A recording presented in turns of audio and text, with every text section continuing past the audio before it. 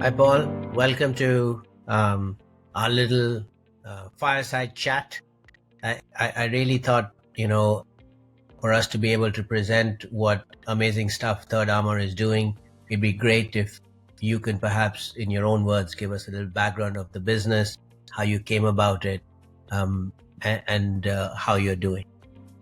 I worked for the manufacturer. I met with the distribution network because we didn't sell directly to the end user. And then, so I would sell it to the end user, which is like plumbing companies and mechanical trade companies. And then I'd also meet with the distribution network, and we were sort of one big happy family.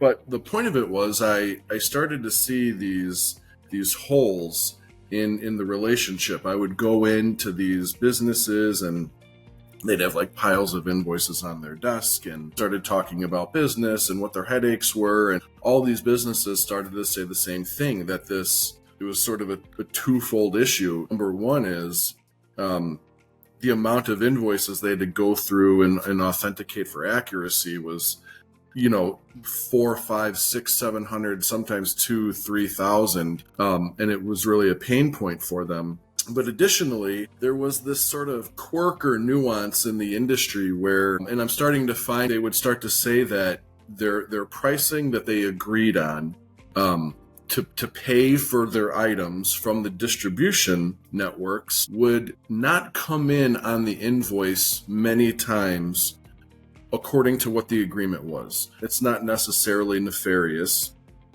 but if they had agreed to buy a part from a supplier for $500 and they're buying, 1,000 of them a year, and that part starts to come in at $600, $700, what ended up happening is these guys would have to look at all their invoices line by line. And that's the story I sort of started to hear from everybody. So that's what initially sparked my mind for the solution. Now, the spark of the mind and where we are today, there was a lot in between that. And that's where CoreFlex really made it happen.